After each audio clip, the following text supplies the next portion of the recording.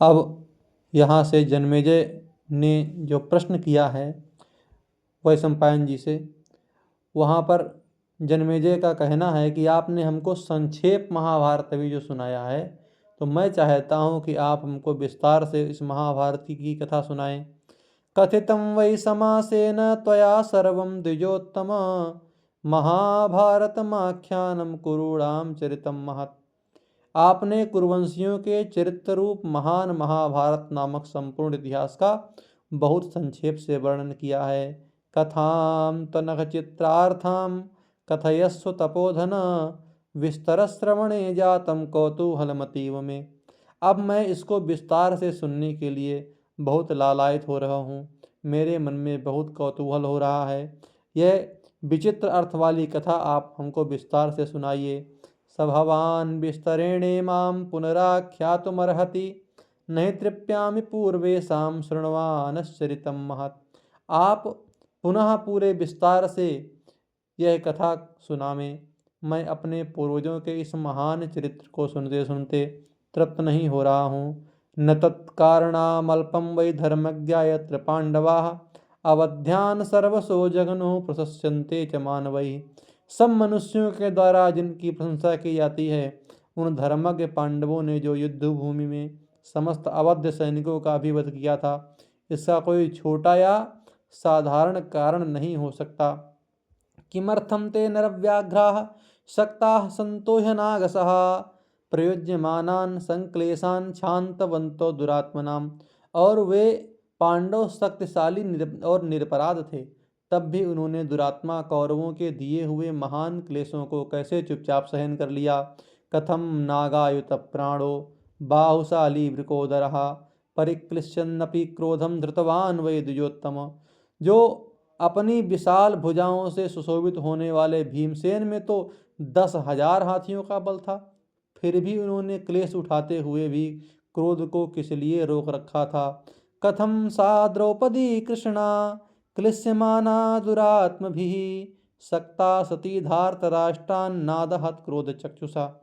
और वह द्रौपदी जो उन दुष्ट धृतराष्ट्र पुत्रों को क्रोध से ही, अपने क्रोध रूपी नेत्रों से ही जला सकती थी, वह भी चुप क्यों रही। उसने उनको अपनी क्रोधपूर्ण दृष्टि से जलाकर भस्म क्यों नहीं कर दिया। कथम व्यवसिनम द्यूते पार्थो माद्री सुतौ तदा, अन्वयुस्ते नरव्याघ्रा बध्यमाना दुरात्म भी।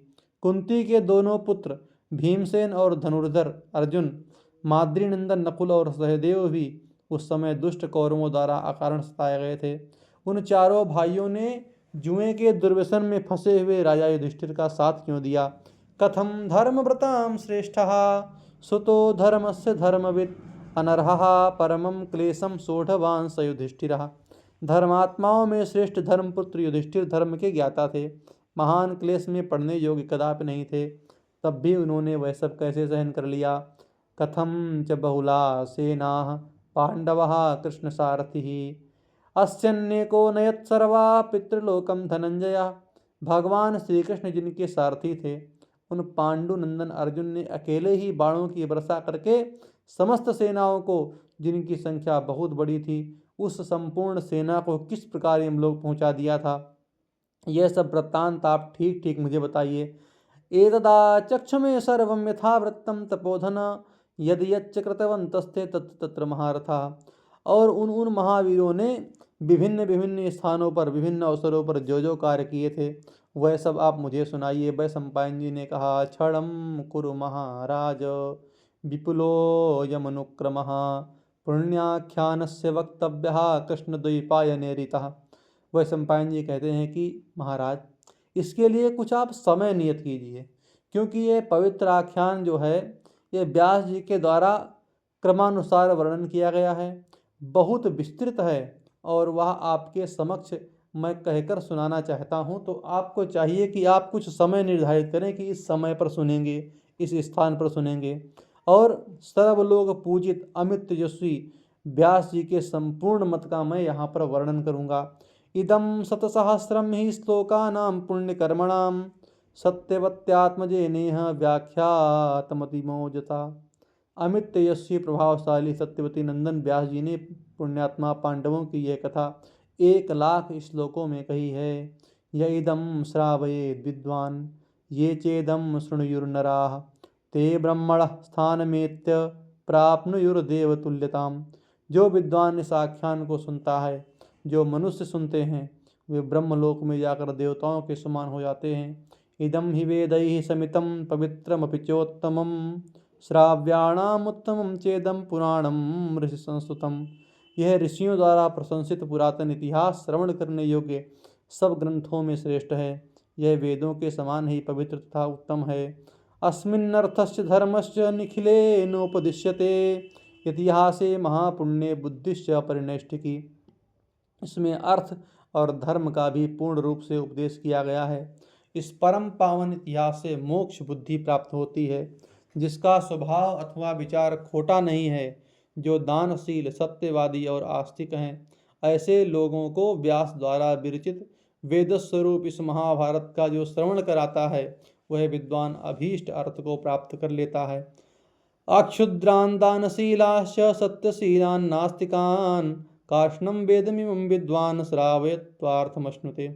तो भ्रूण हत्या कृतं चापि पापं जहियाद संशयम् इतिहासमिमं श्रुत्वा पुरुषोऽपि सुदारुणः मुच्यते सर्वपापेभ्यो राहुणा चंद्रमा यथा जयो नामेतिहासोऽयं श्रोतव्यो विजिगीषुणा। साथ ही यह भ्रूण हत्या जैसे पाप को भी नष्ट कर देता है, इसमें संशय नहीं है। इस इतिहास को श्रवण करके अत्यंत क्रूर मनुष्य भी राहु से छूटे हुए चंद्रमा की भांति सब पापों से मुक्त हो जाता है। यह जय नामक इतिहास विजय की इच्छा वाले पुरुष को अवश्य सुनना चाहिए। इस इतिहास का जो श्रवण करता है, इसका श्रवण करने वाला राजा भूमि पर विजय पाता है, सब शत्रुओं को परास्त कर देता है और पुत्र की प्राप्ति कराने वाला और महान मंगलकारी श्रेष्ठ साधन है। महीम विजयते राजा शत्रुश्चापि पराजयेत इदं पुंसवनं श्रेष्ठम इदं स्वस्त्ययनं महत् महिषी युवराजाभ्यां श्रोतव्यां बहुशस्तथा वीरं जनयते पुत्रं कन्यां वा राज्यभागिनीं। युवराज तथा रानी को बारंबार इसका श्रवण करते रहना चाहिए। इससे वह वीर पुत्र अथवा राज सिंहासन पर बैठने वाली कन्या को जन्म देती है।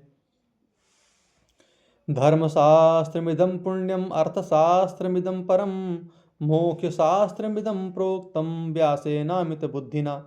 अमित मेधावी व्यास जी ने इस पुण्यमय धर्मशास्त्र, उत्तम अर्थशास्त्र तथा सर्वोत्तम यह मोक्ष शास्त्र भी कहा है। संप्रत्याचक्षते चेदम तथा श्रोष्यन्ति चापरे पुत्रा शुश्रूषवः सन्ति प्रेस्याश्च प्रियकारिणा। जो वर्तमान काल में इसका पाठ करते हैं तथा जो भविष्य में इसे सुनेंगे, उनके पुत्र सेवापरायण और सेवक स्वामी का प्रिय करने वाले होंगे। शरीरेण कृतं पापं वाचा च मनसैव च सर्वं संत्यज्य क्षिप्रं इदं शृणुयान्नरः। जो मानव इस महाभारत को सुनता है, वह शरीर, वाणी, मन के द्वारा किए हुए संपूर्ण पापों को त्याग देता है। भरतानां महज्जन्म शृण्वता मनसूयतां नास्ति व्याधि भयं तेषां परलोक भयं कुतः। जो दूसरों के दोष न देखने वाले भरतवंशियों के महान जन्म वृत्तांत रूप महाभारत का श्रवण करते हैं, उन्हें इस लोक में भी रोग व्याधि का भय नहीं होता, फिर परलोक में तो हो ही कैसे सकता है। जिनके लोक में महान कर्म विख्यात हैं, जो संपूर्ण विद्याओं के ज्ञान द्वारा उद्भासित होते थे और जिनके धन एवं तेज महान थे, ऐसे पांडवों तथा अन्य क्षत्रियों की उज्जवल कीर्ति को लोक में फैलाने वाले और पुण्य कर्म के इच्छुक श्री कृष्ण द्वैपायन व्यास जी ने इस पुण्य में महाभारत ग्रंथ का निर्माण किया है। यह धन, यश, आयु, पुण्य तथा स्वर्ग की प्राप्ति कराने वाला है। जो मानव इस लोक में पुण्य के लिए पवित्र ब्राह्मणों को इस परम पुण्य में ग्रंथ का श्रवण कराता है, उसे शाश्वत धर्म की प्राप्ति होती है। जो सदा कौरवों के इस विख्यात वंश का कीर्तन करता है, वह पवित्र हो जाता है। वंशमाप्नोति विपुलं लोके पूज्यतमो भवेत् योधीते भारतं पुण्यं ब्राह्मणो नियतव्रतः चतुरो वार्षिकान् मासान् सर्वपापैः प्रमुच्यते विज्ञेया सच वेदानां पारगो भारतम पठन। इसके सिवा उसे विपुल वंश की प्राप्ति होती है और वह लोक में अत्यंत पूजनीय होता है। जो ब्राह्मण नियम पूर्वक ब्रह्मचर्य व्रत का पालन करते हुए वर्षा के 4 महीने तक निरंतर इस पुण्यप्रद महाभारत का पाठ करता है वह सब पापों से मुक्त हो जाता है। जो महाभारत का पाठ करता है उसे संपूर्ण वेदों का पारंगत विद्वान जानना चाहिए। देवा राजर्षयो यत्र पुण्या ब्रह्मर्षयस्तथा कीर्तन्ते धूतपाप्ना मानः कीर्तते केशवस्तथा। इसमें देवताओं राजर्षियों तथा पुण्यात्मा महर्षियों के जिन्होंने अपने सब पाप धो दिए हैं चरित्र ऐसे लोगों के चरित्रों का वर्णन किया गया है। इसके सिवा इस ग्रंथ में भगवान कृष्ण की महिमा का भी कीर्तन किया जाता है। भगवंश्चापि देवेशो यत्र देवी च कीर्तते अनेक जननो यत्र कार्तिकेयस्य संभवः। देवेश्वर भगवान शिव और देवी पार्वती का भी इसमें इतिहास वर्णित है तथा अनेक माताओं से उत्पन्न होने वाले कार्तिकेय जी के जन्म का प्रसंग भी इसमें कहा गया है। ब्राह्मणानां गवां चैवो माहात्म्यं यत्र कीर्तते सर्वश्रुति समूहोऽयं श्रोतव्यो धर्म बुद्धि भी। ब्राह्मणों तथा गवों के महात्म्य का निरूपण भी इस ग्रंथ में किया गया है। इस प्रकार यह महाभारत संपूर्ण श्रुतियों का समूह है। धर्मात्मा पुरुषों को सदा इसका श्रवण करना चाहिए। यइदं श्रावयेत् विद्वान् ब्रह्मणा निह परवसु धूत पापमा जित स्वर्गो ब्रह्म गच्छति शाश्वतम। जो विद्वान पर्व के दिन ब्राह्मणों को इसका श्रवण कराता है उसके सब पाप धुल जाते हैं और वह स्वर्ग लोक को जीतकर सनातन ब्रह्म को प्राप्त कर लेता है। यस्तु राजा शृणोतीदम अखिलामश्नुते महीम प्रसूते गर्भिणी पुत्रम कन्या चासु प्रदीयते।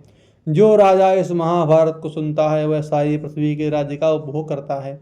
गर्भवती स्त्री इसका श्रवण करे तो वह पुत्र को जन्म देती है। कुमारी कन्या इसे सुने तो उसका शीघ्र विवाह हो जाता है। व्यापारी वैश्य यदि महाभारत श्रवण करे तो उसकी व्यापार के लिए की हुई यात्रा सफल होती है। सूरवीर सैनिक यदि इसे सुनते हैं तो युद्ध में विजय पाते हैं। जो आस्तिक और दोष दृष्टि से रहित हों उन ब्राह्मणों को नित्य इसका श्रवण कराना चाहिए। वेद विद्या का अध्ययन एवं ब्रह्मचर्यव्रत पूर्ण करके जो स्नातक हो चुके हैं उन विजयी क्षत्रियों को और क्षत्रियों के अधीन रहने वाले सुधर्म परायण वैश्यों को भी महाभारत श्रवण कराना चाहिए। एष धर्मः पुरा दृष्टः सर्वधर्मेषु भारत ब्राह्मणा श्रवणं राजन् विशेषेण विधीयते। भूयो वा यः पठेन् नित्यं स गच्छेत् परमां गतिं श्लोकं वाप्यनुगृह्णीत तथार्धश्लोकमेव वा अभिपादं पठेन् नित्यं न च निर्भारतो भवेत्। भारत सब धर्मों में यह महाभारत श्रवण रूप श्रेष्ठ धर्म पूर्व काल से ही देखा गया है। राजन, विशेषतः ब्राह्मणों के मुख से इसे सुनने का विधान है। जो बारंबार अथवा प्रतिदिन इसका पाठ करता है वह परम गति को प्राप्त होता है। चाहे एक श्लोक हो या आधे श्लोक अथवा श्लोक के एक चरण का ही पाठ जो नित्य करता है वह महाभारत, किंतु महाभारत के अध्ययन से शून्य कभी नहीं रहना चाहिए। चाहे आधा ही श्लोक क्यों न पढ़ें, नित्य थोड़ा सा पढ़ना ही चाहिए। यह नैकाश्रयं जन्म राजर्षीणां महात्मनां यह मंत्रपदं युक्तं धर्मं चानेक दर्शनम् यह युद्धानि चित्राणि राज्ञां वृत्तिहितैः वा ऋषीणां च कथास्तात ये गन्धर्वरक्षसाम् एतत्तत्समासाद्य भीतो वाक्यविस्तरः तीर्थानां नाम पुण्यानां देशानां चेह कीर्तनं वनानां पर्वतानां च नदीनां सागरस्य च। इस महाभारत में महात्मा राजर्षियों के विभिन्न प्रकार के जन्म वृत्तांतों का वर्णन है। इसमें मंत्र पदों का प्रयोग है। अनेक मतों के अनुसार धर्म के स्वरूप का सूक्ष्म विवेचन किया गया है। इस ग्रंथ में विचित्र युद्धों का वर्णन तथा राजाओं के अभ्युदय की कथा है। तात इस महाभारत में ऋषियों तथा गंधर्वों एवं राक्षसों की भी कथाएं हैं। इसमें विभिन्न प्रसंगों को लेकर विस्तार पूर्वक वाक्य रचना की गई है। इसमें पुण्य तीर्थों, पवित्र देशों, वनों, पर्वतों, नदियों और समुद्र के भी महात्म का प्रतिपादन किया गया है। पुण्य प्रदेशों तथा नगरों का भी वर्णन किया गया है। श्रेष्ठ उपचार और अलौकिक पराक्रम का भी वर्णन है। इस महाभारत में महर्षि व्यास ने सत्कार योग, स्वागत सत्कार के विविध प्रकार का भी निरूपण किया है तथा रथ सेना, अश्वसेना, गज सेना की व्यूह रचना तथा युद्ध कौशल का वर्णन किया है। इसमें अनेक शैली की वाक्य योजना, कथोपक कथन का समावेश हुआ है। सारांश यह है कि इस ग्रंथ में सभी विषयों का वर्णन है। श्रावयेद ब्रह्मणा श्राद्धे यश्चेमं पादमन्ततः अक्षय्यं तस्य तत्श्राद्धम उपावर्तेत पितृणीय। श्राद्ध करते समय अंत में ब्राह्मणों को महाभारत के श्लोक का 1/4 भी सुना देता है। उसका किया हुआ श्राद्ध अक्षय होकर पितरों को अवश्य प्राप्त हो जाता है। अर्थात श्राद्ध करते समय अंत में ब्राह्मणों को महाभारत के कुछ अंश को अवश्य सुनाना चाहिए। अन्हा यदेनः क्रियते इन्द्रियैर्मनसापि वा ज्ञानादज्ञानतो वापि प्रकरोति नरस्य तन्महाभारताख्यानं श्रुत्वैव प्रविलीयते भरतानां महाजन्म महाभारतमुच्यते। दिन में इंद्रियों अथवा मन के द्वारा जो पाप बन जाता है अथवा मनुष्य जानकर या अनजान में जो पाप कर बैठता है वह सब महाभारत की कथा सुनते ही नष्ट हो जाता है।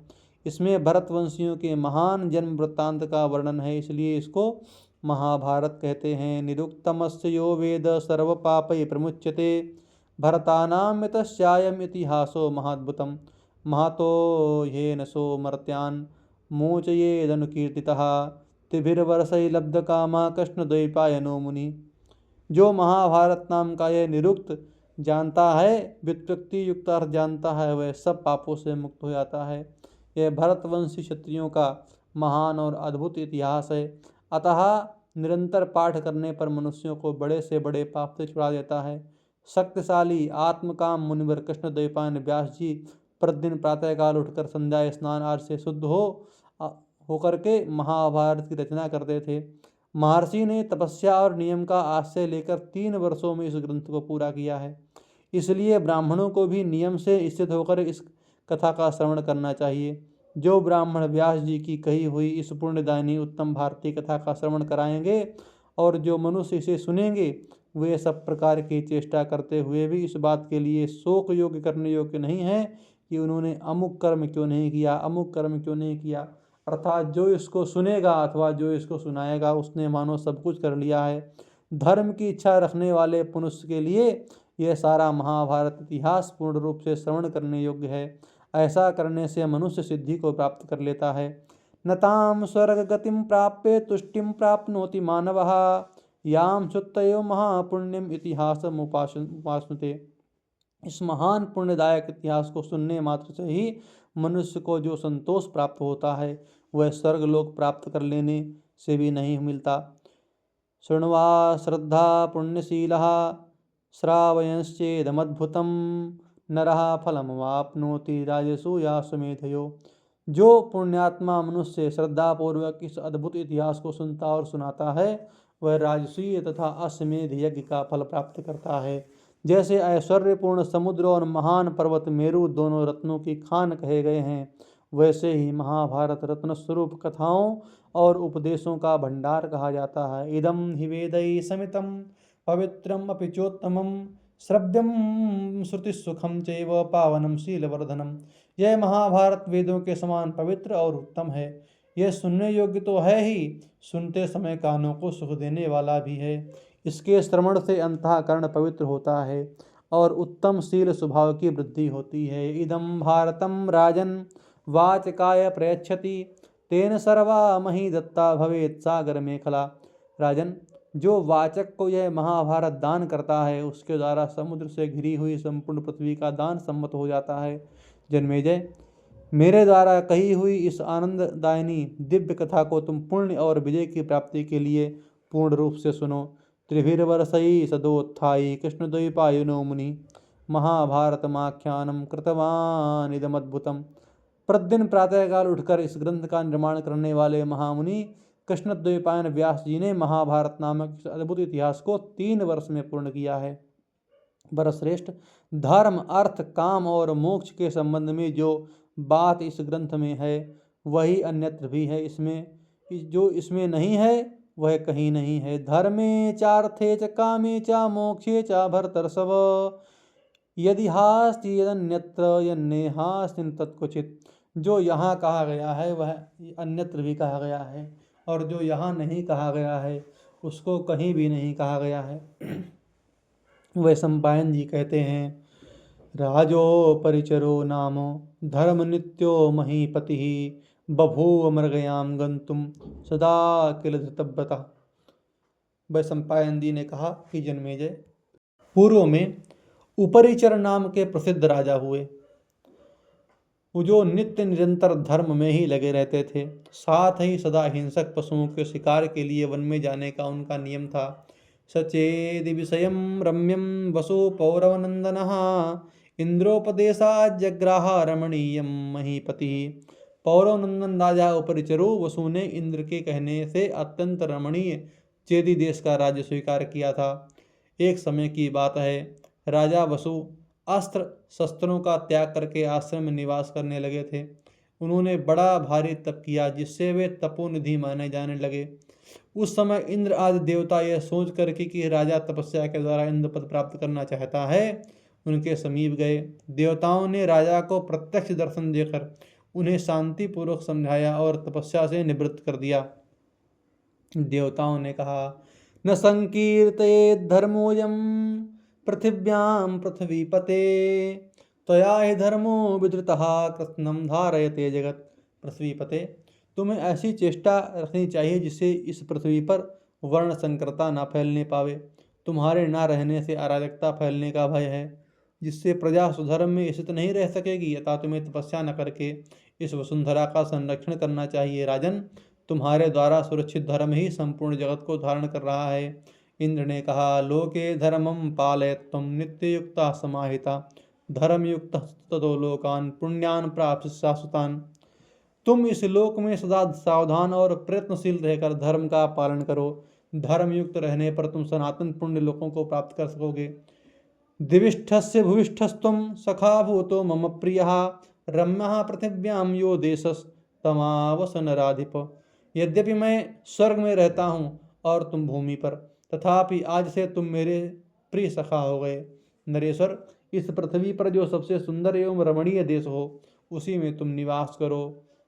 पशव्यश्चैव पुण्यश्च प्रभूत धनधान्यवान् स्वाररक्षश्चैव सौम्यश्च भोगैर्भूमिगणैर्तः अर्थवानेश देशो हि धनरत्नादिभिर्युतः वसुपूर्णा च वसुधा वश्चेदिषु चेदिप।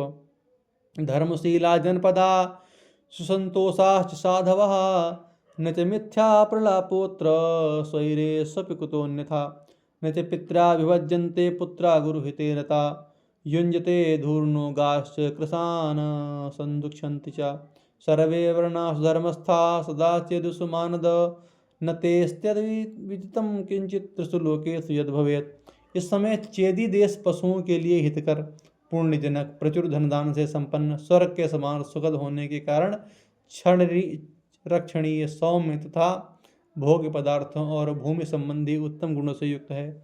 यह देश अनेक पदार्थों से युक्त है और धन धान्य आदि से संपन्न भी। यहाँ की वसुधा वास्तव में धन संपत्ति से भरी पूरी है। अतः तुम चेदी देश के पालक होकर उसी में निवास करो। यहाँ के जनपद धर्मशील, संतोषी और साधु हैं। यहाँ हास परिहास में भी कोई झूठ नहीं बोलता, फिर अन्य अवसरों पर तो बोल ही कैसे सकता है। पुत्र सदा गुरुजनों के हितों में लगा रहता है।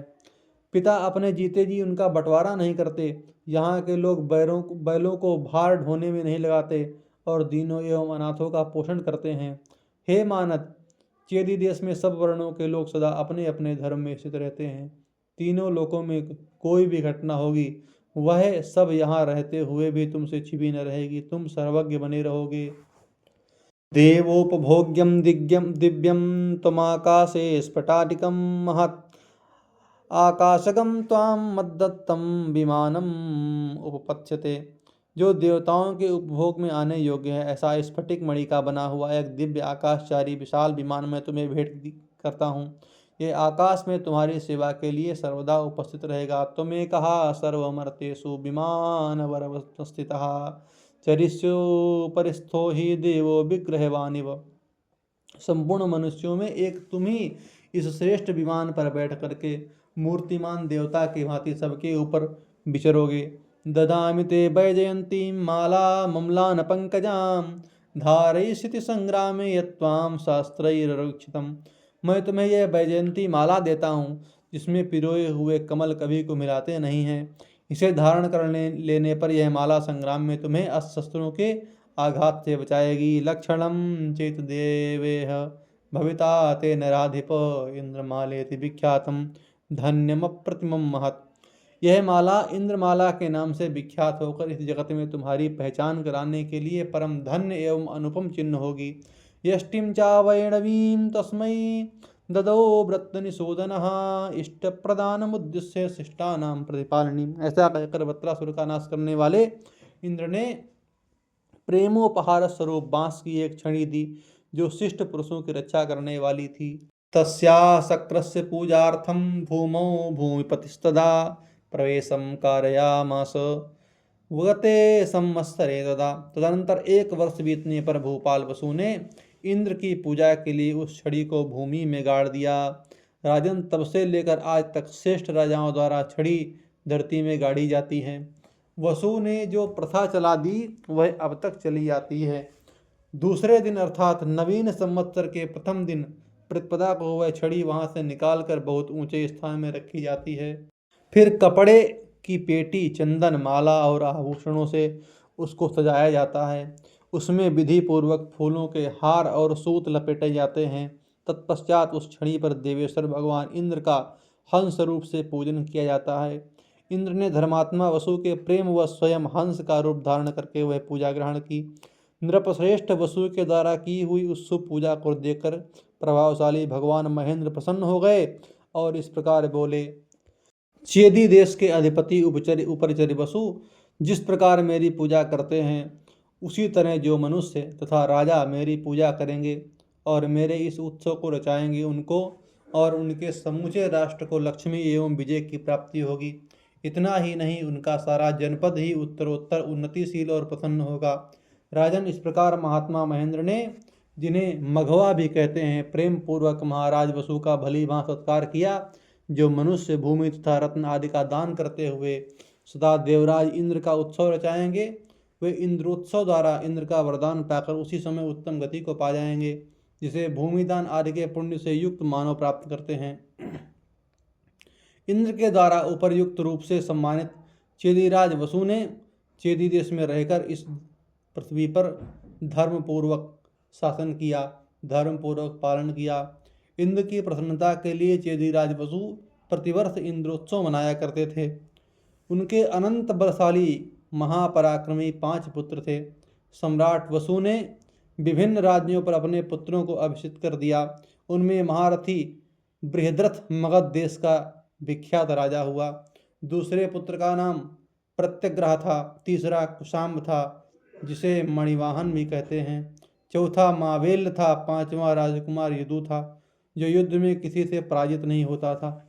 राजा जन्मेजय महातेजस्वी महर्षि वसु के इन पुत्रों ने अपने अपने नाम से देश और नगर बसाए। 5 वसुपुत्र विभिन्न देशों के राजा हुए और उन्होंने पृथक पृथक अपनी सनातन वंश परंपरा चलाई। चेदीराज वसु इंद्र के दिए हुए स्फटिक मणिमय विमान में रहते हुए आकाश में ही निवास करते थे। उस समय उन महात्मा नरेश की सेवा में गंधर्व और अप्सराएं उपस्थित होती थीं। सदा ऊपर ही ऊपर चलने के कारण उनका नाम राजा उपरिचर के रूप में विख्यात हो गया। उनकी राजधानी के समीप सुक्तिमती नदी बहती थी।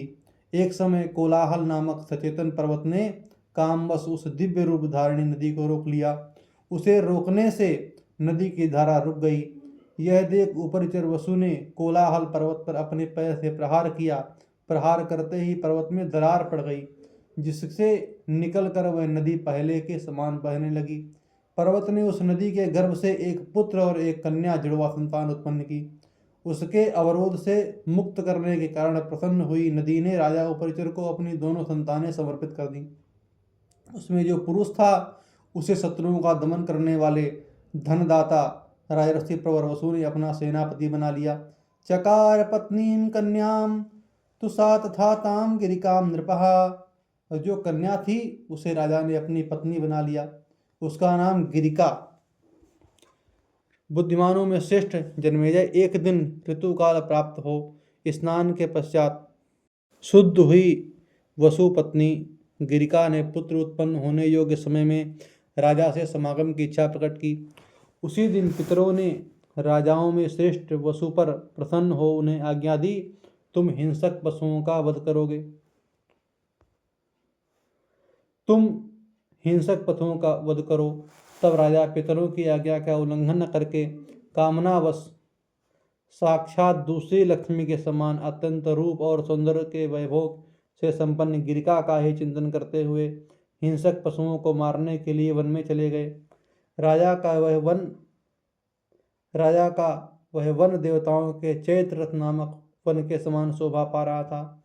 बसंत का समय था। अशोक, चंपा, आम, अतिमुक्तक, पुन्ना, कनेर, मौरश्री, दिव्य पाटल, नारियल, चंदन तथा अर्जुन के स्वादिष्ट फलों से युक्त रमणीय तथा पवित्र महावृक्ष उस वन की शोभा बढ़ा रहे थे।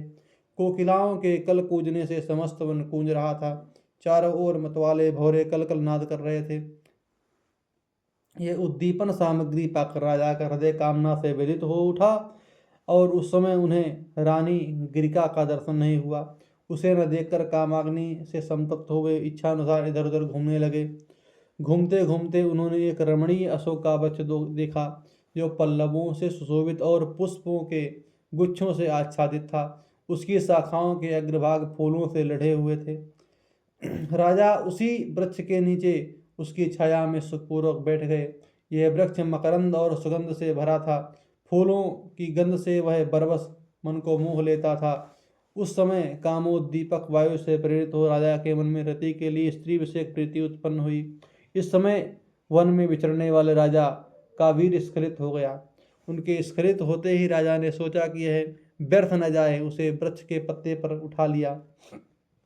उन्होंने विचार किया कि यह स्खलित यदि व्यर्थ हो गया उस समय तो मेरी पत्नी गिरिका का ऋतुकाल भी व्यर्थ न जाए। इस प्रकार बारंबार विचार कर राजा ने श्रेष्ठ वसु ने उस वीर को अमोद बनाने का ही निश्चय किया।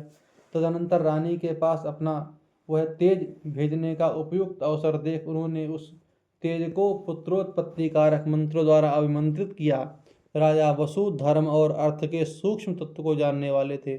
उन्होंने अपने विमान के समीप ही बैठे हुए शीघ्रगामी एक बाज के पास जाकर कहा कि सौम्य, तुम मेरा प्रिय करने के लिए यह हमारा तेज मेरे घर ले जाओ और रानी गिरिका को शीघ्र दे दो, क्योंकि आज ही उनका ऋतुकाल है। बाज वह राजा का तेज लेकर बड़े वेग के साथ तुरंत वहां से उड़ा। वह आकाशचारी पक्षी सर्वोत्तम वेग का आश्रय ले उड़ जा रहा था। इतने में ही एक दूसरे बाज ने उसे आते हुए देखा। उस बाज को देखते ही उसके पास मांस होने की आशंका से दूसरा बाज तत्काल उस पर टूट पड़ा। फिर वे दोनों पक्षी आकाश में एक दूसरे को चोंचों से मारते हुए युद्ध करने लगे। उन दोनों को युद्ध करते समय उनका वह वीर यमुना के जल में गिर पड़ा। अद्रिका नाम से विख्यात एक सुंदरी अप्सरा ब्रह्मा जी के शाप से मछली होकर वहां यमुना के जल में रहती थी। बाज के पंजे से छूटकर गिरे हुए वसु संबंधी उस तेज को मत्स्य रूप धारणी अद्रिका ने वेग पूर्वक आकर निगल लिया। तत्पश्चात 10वां मास आने पर मत्स्यजीवी मल्लाहों ने उस मछली को जाल में बांध लिया और उसके उदर को चीरकर एक कन्या और एक पुरुष को निकाला। आश्चर्यभूतं तद्गत्वा रागेथ प्रत्यवेदयन् काये मत्स्यायिमौ राजन् संभूतो मानुषाविति। यह आश्चर्यजनक घटना देखकर उन मछुआरों ने राजा के पास जाकर निवेदन किया कि महाराज, ये मछली के पेट से 2 मनुष्य बालक उत्पन्न हुए हैं। उन मछुआरों की बात सुनकर राजा उपरिचरु ने उस समय उन दोनों बालकों में से जो पुरुष था उसे स्वयं ग्रहण कर लिया और वही मत्स्य नामक धर्मात्मा एवं सत्य प्रतिज्ञ राजा हुआ। साप सरसा साप मुक्ता चाक्षणेन समपद्यत या पुरोक्ता भगवता तिर्यज्ञो निगता शुभा मानुषो जनयित्वा तुम साप मोक्षमवाप्स्यसि तथा सा जनयित्वा तो विशस्ता मत्स्यघातिना। इधर वह शुभ लक्षणा अप्सरा अद्रिका क्षण भर में साप मुक्त हो गई। भगवान ब्रह्मा ने पहले ही उससे कह दिया था कि तिर्यक योनि में पड़ी हुई तुम 2 मानव संतानों को जन्म देकर सांप से छूट जाओगी। अतः मछली मारने वाले मल्लाह ने जब उसे काटा तो वह मानव बालक को जन्म लेकर मछली का रूप छोड़कर दिव्य रूप को प्राप्त हो गई। इस प्रकार वह सुंदरी अप्सरा सिद्ध महारथी और चारणों के पथ से स्वर्गलोक में चली गई। सा कन्या दुहिता तस्या मत्स्या मत्स्यगंधिनी राज्ञा दत्ता च दासाय कन्येयं ते भविष्यति। उन जुड़वी संतानों में जो कन्या थी, मछली की पुत्री होने के कारण उसके शरीर से मछली की गंध आती थी। अतः राजा ने उसे मल्लाह को सौंप दिया और कहा, यह तेरी पुत्री होकर रहे। वह रूप और सत्य से संयुक्त तथा समस्त सद्गुणों से संपन्न होने के कारण सत्यवती नाम से प्रसिद्ध हुई। मछेरों के आश्रय में रहने के कारण वह पवित्र मुस्कान वाली कन्या कुछ काल तक मत्स्यगंधा नाम से ही विख्यात रही। वह पिता की सेवा के लिए यमुना के जल में नाव चलाया करती थी। एक दिन तीर्थ यात्रा के उद्देश्य से सबोर विचरने वाले महर्षि पराशर ने उसे देखा। वह अतिशय रूप सौंदर्य से सुशोभित थी। सिद्धों के हृदय में उसे पाने की अभिलाषा जाग उठती थी। उसकी हंसी बड़ी मनमोहक थी। उसकी जांघें कदली की शोभा धारण करती थीं। उस दिव्य वसु कुमारी को देख करके परम बुद्धिमान मुनिवर पराशर ने उसके साथ समागम की इच्छा प्रकट की और कहा, कल्याणी मेरे साथ संगम करो। वह बोली, देखिए नदी के आर पार दोनों तटों पर बहुत से ऋषि खड़े हुए हैं और हम दोनों को देख रहे हैं। आवयोर दृष्टियोर भी कथम तो स्यात् समागमा एवं तयोक्तम भगवान निहारम मसजित प्रभु। ऐसी दशा में हमारा समागम कैसे हो सकता है। उसके ऐसा कहने पर शक्तिशाली भगवान पराशर ने कुहरे की सृष्टि की। ये न देशहा सर्वस्तु तमोभूत इवाभवत दृष्ट्वा सृष्टम तु निहारम ततस्तम परमर्षिणा। जिससे वहाँ का सारा प्रदेश अंधकार से आच्छादित सा हो गया। महर्षि द्वारा कुहरे की सृष्टि देख करके वह तपस्विनी कन्या आश्चर्यचकित एवं लज्जित हो गई। सत्यवती ने कहा कि भगवान, आपको मालूम होना चाहिए कि मैं सदा अपने पिता के अधीन रहने वाली कुमारी कन्या हूँ। विद्यमाम भगवन कन्याम सदा पितृवसानुगान तत्संयोगाच दुष्येत कन्या भावो ममानघ कन्यात्वे दुस्ते वापि कथम सक्षेदुयोत्तम। इस पाप महर्षि, आपके संयोग से मेरा कन्या भाव दूषित हो जाएगा। कन्या भाव दूषित होने पर मैं कैसे अपने घर जा सकती हूँ। मुनीश्वर, अपने कन्यापन के कलंकित हो जाने पर मैं जीवित नहीं रहना चाहती। भगवान, इस बात पर भली भांति विचार करके जो उचित जान पड़े वह कीजिए। एवं मुक्तवतीम ताम तो प्रीतिमान से सत्तमः वाच मत प्रियम कृत्वा कन्यैवं तम भविष्यसि वृणीषु च वरम भीरोयम तमिच्छसि भामिनी व्रता ही न प्रसादो में भूतपूर्वम शुचिस्मिते।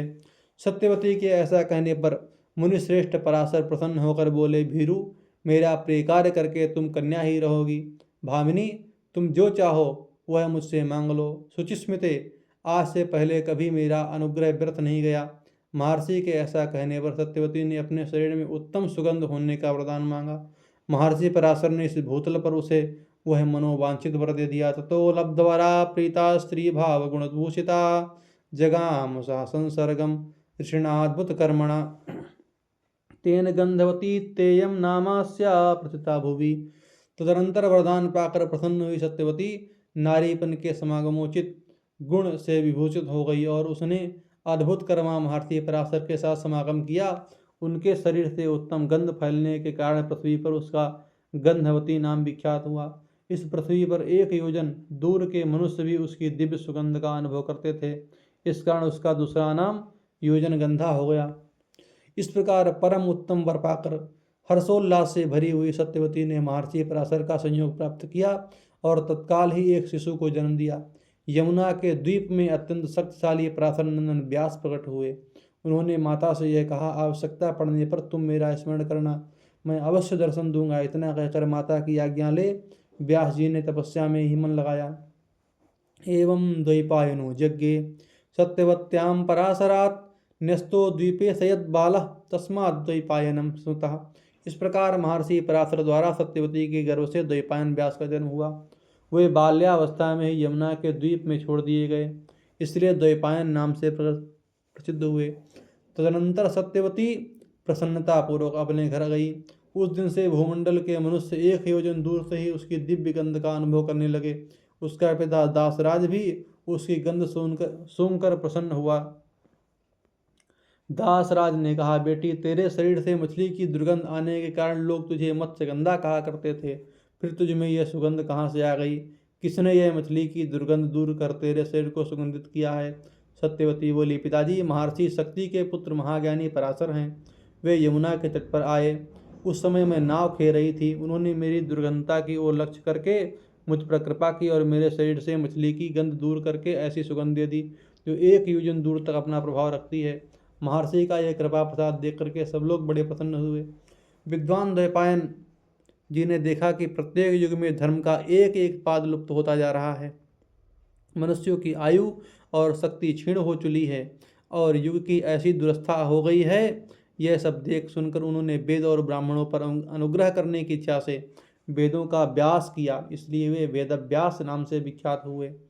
वेदान अध्यापयामास महाभारत पंचमान सुमंतुम जैमिनीम पैलम सुकम चैव सुमात्मजम प्रभुर्वरिष्ठो वरदो वैशंपायनमेव च संगीतास्तै पृथक्त्वेन भारतस्य प्रकाशिता। सर्वश्रेष्ठ वरदायक भगवान व्यास ने चारों वेदों तथा पांचवें वेद महाभारत का अध्ययन सुमंतु, जैमिनी, पैल अपने पुत्र सुखदेव तथा मुझ वैशंपायन को कराया। फिर उन सब ने पृथक पृथक महाभारत की संहिताएं प्रकाशित की। तथा भीष्मः शान्तनवो गंगायामिति मुद्यतिः वसुवीर्यात् समभवन् महावीर्यो महायशा। वेदार्थाविच्च भगवान ऋषिर्विप्रो महायशा शूले प्रोता पुराण ऋषि चौरश्चौरशंकया। अमित तेजस्वी शांतनुनंदन भीष्म 8वें वसु के अंश से तथा गंगा जी के गर्भ से उत्पन्न हुए। वे महान पराक्रमी और अत्यंत यशस्वी थे। पूर्व काल की बात है, वेदार्थों के ज्ञाता पुरातन ऋषि भगवान अड़ी मांडव्य चोर न होते हुए भी चोर के संदेह से सूली पर चढ़ा दिए गए। परलोक में जाने पर महायशस्वी महर्षि ने पहले धर्म को बुलाकर इस प्रकार कहा, धर्म, मैंने पहले कभी बाल्यावस्था के कारण सींक से एक चिड़िए के बच्चे को छेद दिया था। वही एक पाप मुझे याद आ रहा है। अपने दूसरे किसी पाप का मुझे स्मरण नहीं है। मैंने अगणित सहस्त्र गुना तप किया है, फिर उस तप ने मेरे छोटे से पाप को क्यों नष्ट नहीं कर दिया? ब्राह्मण का वध समस्त प्राणियों के वध से बड़ा है। तस्मात् त्वं किल्बिषि धर्म शूद्र योनो जनिष्यति। इसलिए तुम पापी हो, अतः पृथ्वी पर शूद्र की योनि में तुम्हें जन्म लेना पड़ेगा। तुमने मुझे सूली पर चढ़वाकर वही पाप किया है। अड़ी मांडव्य के उस शाप से धर्म भी शूद्र की योनि में उत्पन्न हुए। पाप रहित विद्वान विदुर के रूप से धर्म का शरीर ही प्रकट हुआ था। उस समय गवर्नरगण के संजय नामक सूत का जन्म हुआ, जो मुनियों के समान ज्ञानी और धर्मात्मा थे। राजा कुंती भोज की कन्या कुंती के गर्भ से सूर्य के अंश से महाबली कर्ण की उत्पत्ति हुई। वह बालक जन्म के साथ ही कवचधारी था। उसका मुख शरीर के साथ ही उत्पन्न हुए कुंडल के प्रभाव से प्रकाशित होता था। उन्हीं दिनों विश्व वंदित महायशस्वी भगवान विष्णु जगत के उद्धार के लिए वसुदेव के द्वारा देवकी के गर्भ से उत्पन्न हुए। वे भगवान आदि अंत से रहित द्युतिमान संपूर्ण जगत के कर्ता तथा प्रभु अविनाशी हैं। ब्रह्म और त्रिगुणमय प्रधान कहते हैं। आत्मा, अव्यक्त, प्रवृत्ति, प्रभव इत्यादि के योग्य होने के साथ साथ वे प्रणवाक्षर भी वे ही हैं। उन्हीं को अनंत, अचल, देव, हंस, नारायण इत्यादि कहा जाता है। और वे सर्वव्यापी परम पुरुष परमात्मा सबके कर्ता और संपूर्ण भूतों के पितामह हैं। और सत्यक से सात्यकी, हृदिक से कृतिवर्मा का जन्म हुआ। वे दोनों अस्त्र विद्या में निपुण और भगवान श्री कृष्ण के अनुगामी थे। एक समय उग्र तपस्वी महर्षि भरद्वाज का जो तेज है वह किसी द्रोणी से स्खलित होकर के धीरे धीरे पुष्ट होने लगा। उसी से द्रोण का जन्म हुआ। किसी समय गौतमत गोत्री शरद्वान का जो तेज था वह सरकंडे के समूह पर गिरा और 2 भागों में बट गया। उसी से एक कन्या और एक पुत्र का जन्म हुआ। कन्या का नाम कृपि और जो अश्वत्थामा की जननी हुई, और वह पुत्र महाबली कृप के नाम से विख्यात हुआ। तदनंतर द्रोणाचार्य से महाबली अश्वत्थामा का जन्म हुआ। इसी प्रकार यज्ञ कर्म का अनुष्ठान होते समय प्रज्वलित अग्नि से धृष्टद्युम्न का प्रादुर्भाव हुआ, जो अग्नि के समान तेजस्वी था। पराक्रमी वीर धृष्टद्युम्न द्रोणाचार्य का विनाश करने के लिए धनुष लेकर प्रकट हुआ था। उसी यज्ञ की वेदी से सुभस्व रूपा तेजस्विनी द्रौपदी उत्पन्न हुई। प्रहलाद का शिष्य नग्नजित राजा सुबल के रूप में प्रकट हुआ। देवताओं के कोप से उसकी संतति शकुनी धर्म का नाश करने वाली हुई। गांधार राज सुबल का पुत्र शकुनी एवं सौबल नाम से विख्यात हुआ तथा उसकी पुत्री गांधारी दुर्योधन की माता थी। ये दोनों भाई बहन अर्थशास्त्र के ज्ञान में निपुण थे। राजा विचित्रवीर की क्षेत्रभूता अंबिका और अम्बालिका के गर्भ से द्वैपायन व्यास जी के द्वारा धृतराष्ट्र महाबली पांडु का जन्म हुआ। द्वैपायन व्यास से ही शूद्र जाति स्त्री के गर्भ से विदुर जी का भी जन्म हुआ। वे धर्म और अर्थ के ज्ञान में निपुण, बुद्धिमान, मेधावी और निष्पाप थे। पांडु से 2 स्त्रियों के द्वारा पृथक पृथक 5 पुत्र उत्पन्न हुए। वे सबके सब देवताओं के समान थे। उन सब में बड़े युधिष्ठिर थे। वे उत्तम गुणों में भी सबसे बढ़ चढ़कर थे। युधिष्ठिर धर्म से, भीमसेन वायु देवता से, संपूर्ण शस्त्रधारियों में श्रेष्ठ श्रीमान अर्जुन इंद्र देवता से तथा सुंदर रूप वाले नकुल और सहदेव अश्विनी कुमारों से उत्पन्न हुए थे। वे जुड़वा पैदा हुए थे। नकुल और सहदेव सदा गुरुजनों की सेवा में तत्पर रहते थे। परम बुद्धिमान राजा धृतराष्ट्र के दुर्योधन आदि 100 पुत्र हुए। इनके अतिरिक्त युत्सु भी उन्हीं का पुत्र था। वह वैश्य जातीय माता से उत्पन्न होने के कारण कर्ण न कहता था। वैश्यायाम क्षत्रियात जाता कर्णः परिकीर्तिता। वैश्य माता और क्षत्रिय पिता से उत्पन्न पुत्र कर्ण कहलाता है। इस धर्मशास्त्री विजन के अनुसार युत्सु की कर्ण संज्ञा बताई गई है। ततो दुशासनश्चैव दुश्चापि भारत दुर्मणको विकर्णश्च चित्रसेनो विंशति। भरतवंशी धृतराष्ट्र के पुत्रों में दुर्योधन, दुशासन, दुस्सह, दुर्मर्शन, विकीर्ण, चित्रसेन, विविंशति, जय, सत्यव्रत, पुरुमित्र तथा वैश्या पुत्र युत्सु ये 11 महारथी थे। अर्जुन द्वारा सुभद्रा के गर्भ से अभिमन्यु का जन्म हुआ। वह महात्मा पांडु का पुत्र और भगवान श्री कृष्ण का भांजा था। पांडवों द्वारा द्रौपदी के गर्भ से 5 पुत्र उत्पन्न हुए थे। वे बड़े ही सुंदर और सब शास्त्रों में निपुण थे। युधिष्ठिर से प्रतिबिंध, भीमसेन से सुतसोम, अर्जुन से श्रुतकीर्ति, नकुल से शतानिक तथा सहदेव से प्रतापी सुरसेन का जन्म हुआ था। भीमसेन के हिडम्बा से वन में घटोत्कच नामक पुत्र उत्पन्न हुआ था।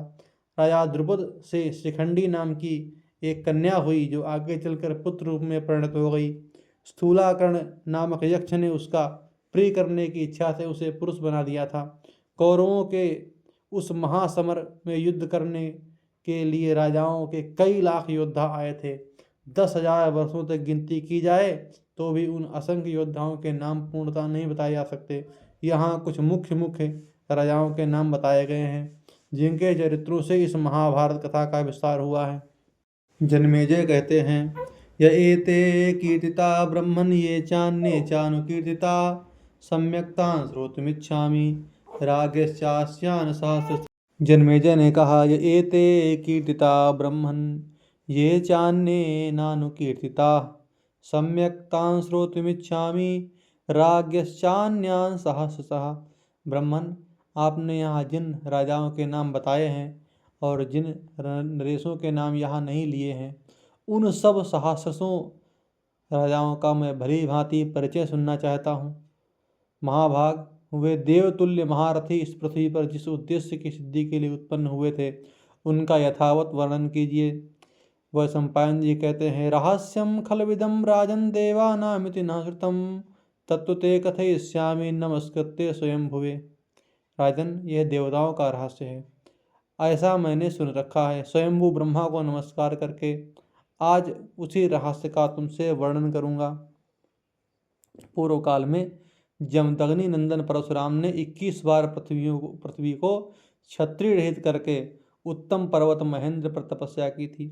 उस समय जब भृगुनंदन ने इस लोक को क्षत्रिय शून्य कर दिया था, क्षत्रिय नारियों ने पुत्र के अभिलाषा से ब्राह्मणों की शरण की थी। ताभि सा समापेतुर्ब्राह्मणा संसितव्रता ऋता वृत्तो नरव्याघ्र न कामान्ना नृतो था। वे कठोर व्रतधारी ब्राह्मण केवल ऋतुकाल में ही उनके साथ मिलते थे, ना तो कामवश और बिना ऋतुकाल के ही। ब्राह्मण उन सहस्रों क्षत्राणियों ने ब्राह्मणों से गर्भ धारण किया और पुनः क्षत्रिय कुल की वृद्धि के लिए अत्यंत बलशाली क्षत्रिय कुमारों तथा कुमारियों को जन्म दिया। इस प्रकार तपस्वी ब्राह्मणों द्वारा क्षत्राणियों के गर्भ से धर्मपूर्वक क्षत्रिय संतान की उत्पत्ति और वृद्धि हुई। वे सब संतानें दीर्घायु होती थीं। तदनंतर जगत में पुनः ब्राह्मण प्रधान चारों वर्ण प्रतिष्ठित हुए। उस समय सब लोग ऋतुकाल में ही पत्नी समागम करते थे, केवल कामनावश या ऋतुकाल के बिना नहीं करते थे। इसी प्रकार पशु पक्षी आदि की योनि में पड़े हुए जीव भी ऋतुकाल में ही अपनी स्त्रियों के संयोग करते थे। उस समय धर्म का आश्रय लेने से सब लोग सहस्र एवं शत वर्षों तक जीवित रहते थे और उत्तरोत्तर उन्नति करते थे। ताह प्रजा पृथ्वी पाला धर्म व्रत परायणा आदिभिर्व्याधिभिश्चैव विमुक्ता सर्वसो नराः। उस समय की प्रजा धर्म एवं व्रत के पालन में तत्पर रहती थी, अतः सभी लोग रोगों तथा मानसिक चिंताओं से मुक्त रहते थे। अथेमां सारगापांगीं गां गजेन्द्र गताखिलाम् अध्यतिष्ठत पुनः छत्रम सशैल वनपत्तनम। गजराज के समान गमन करने वाले राजा जन्मेजय तदनंतर धीरे धीरे समुद्र से घिरी हुई पर्वत वन और नगरों सहित इस संपूर्ण पृथ्वी पर पुनः क्षत्रिय जाति का ही अधिकार हो गया। प्रशासति पुनः क्षत्रे धर्मेणेमां वसुंधराम ब्राह्मणाद्यास्तो वर्णालेभिरे मुदमुत्तमाम। जब पुनः क्षत्रिय शासक धर्म पूर्वक इस पृथ्वी का पालन करने लगे, तब ब्राह्मण आदि वर्णों को बड़ी प्रसन्नता हुई। उन दिनों राजा लोग काम और क्रोध जनित दोषों को दूर करके दंडनीय अपराधियों को धर्मानुसार दंड देते हुए पृथ्वी का पालन करने लगे थे। इस तरह धर्मपरायण क्षत्रियों के शासन काल में सारा देश काल अत्यंत रुचिकर प्रतीत होने लगा। उस समय सहस्त्र नेत्रों वाले देवराज इंद्र समय पर वर्षा करके प्रजाओं का पालन करते थे। राजन, उन दिनों कोई भी बाल्यावस्था में नहीं मरता था, कोई भी पुरुष युवावस्था प्राप्त हुए बिना स्त्री सुख का अनुभव नहीं करता था। भरतश्रेष्ठ, ऐसी व्यवस्था हो जाने से समुद्र पर्यंत यह सारी पृथ्वी दीर्घ काल तक जीवित रहने वाली प्रजाओं से भर गई। ईजिरे च महायज्ञैः क्षत्रिया बहुदक्षिणैः सांगोपनिषदान वेदान विप्रास्याधीयते तदा। क्षत्रिय लोग बहुत सी दक्षिणा वाले बड़े बड़े यज्ञों द्वारा यजन करते थे। ब्राह्मण अंगों और उपनिषदों से संपूर्ण वेदों का अध्ययन करते थे। न च विक्रीडते ब्रह्म ब्राह्मणा शतदान नृप न च शूद्र समभ्यासे वेदानुच्चारयन्त्युत। राजन, उस समय ब्राह्मण न तो वेद का विक्रय करते और न शूद्रों के निकट वेद मंत्रों का उच्चारण ही करते थे। वैश्यगण बैलों द्वारा इस पृथ्वी पर दूसरों से खेती कराते हुए भी स्वयं उनके कंधों पर जुआ नहीं रखते थे। उन्हें बोझ ढोने में नहीं लगाते और दुर्बल अंगों वाले निकम्मे पशुओं को भी दाना घास देकर उनके जीवन की रक्षा करते थे। फेन पांच तथा वत्सान न दुहंति स्म मानवा न कूटमानवैर्वणिजः पणम विक्रीणते तदा। जब तक बछड़े केवल दूध पर रहते, घास नहीं चरते, तब तक मनुष्य गौओं का दूध नहीं दूहते थे। व्यापारी लोग बेचने योग्य वस्तुओं का झूठे माप तौल द्वारा विक्रय नहीं करते थे। सब मनुष्य धर्म की ही और दृष्टि रखकर धर्म में तत्पर हो धर्मयुक्त कर्मों का ही अनुष्ठान करते थे। स्वकर्म निरतास्यासन सर्वे वर्णा नराधिप एवं तदा नरव्याघ्र धर्मो न हर्षते कुछ। राजन, उस समय सब वर्णों के लोग अपने अपने कर्म के पालन में लगे रहते थे। इस प्रकार उस समय कहीं भी धर्म का ह्रास नहीं होता था। गौवें तथा स्त्रियां भी ठीक रहने पर संतान उत्पन्न करती थीं। ऋतु आने पर ही वृक्षों में फल और फूल लगते थे। इस तरह उस समय सब ओर सतयुग छा रहा था। सारी पृथ्वी नाना प्रकार के प्राणियों से खूब भरी पूरी रहती थी। भरतश्रेष्ठ, इस प्रकार संपूर्ण मानव जगत प्रसन्न था। मनुजेश्वर, इसी समय असुर लोग राजपत्नियों के गर्भ से जन्म लेने लगे। एवं समुदिते लोके मानुषे भरतर्षभ असुरा जज्ञिरे क्षेत्रे राज्ञां तो मनुजेश्वर। उन दिनों आदित्य के पुत्रों द्वारा दैत्यगण अनेक बार युद्ध में पराजित हो चुके थे। स्वर्ग से के ऐश्वर्य से भ्रष्ट होने पर वे इस पृथ्वी पर ही जन्म लेने लगे।